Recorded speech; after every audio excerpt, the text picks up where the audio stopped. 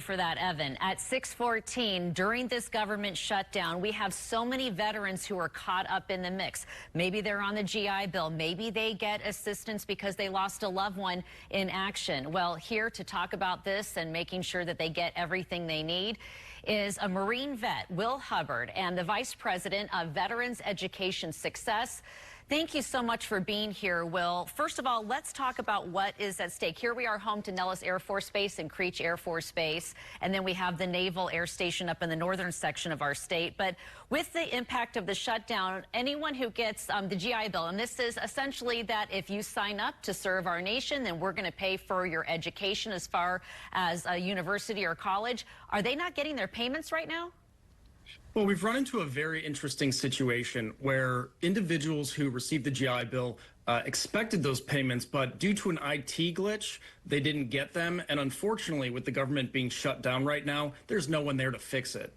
And then also, in addition, and correct me if I'm wrong, and please do so if I don't have this right, but there's also a hotline number, but it's been deemed non-essential, so people who are in this weird limbo don't, when they go to call, they don't have anyone answering the phone. Is that accurate?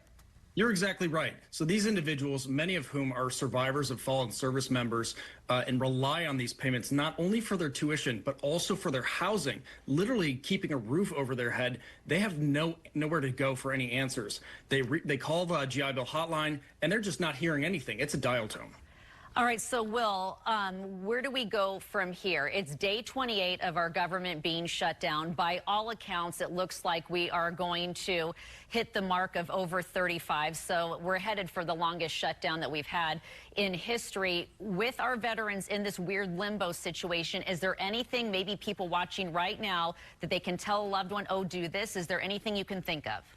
You're exactly right. Everyday Americans are being hurt by this on a daily basis. As we've noted, survivors of fallen service members, veterans in some cases, they're having to put their lives on hold. And in worst case scenarios, they're wondering where they're going to be able to live. So we're calling on Congress to, at minimum, open up the GI Bill hotline so these individuals can at least get some answers. And beyond that, we need to end this shutdown so that these individuals can get back on the road to their education. Is there anything that we have learned from the past as far as shutdowns before that can be applied right now that's just not being done yet?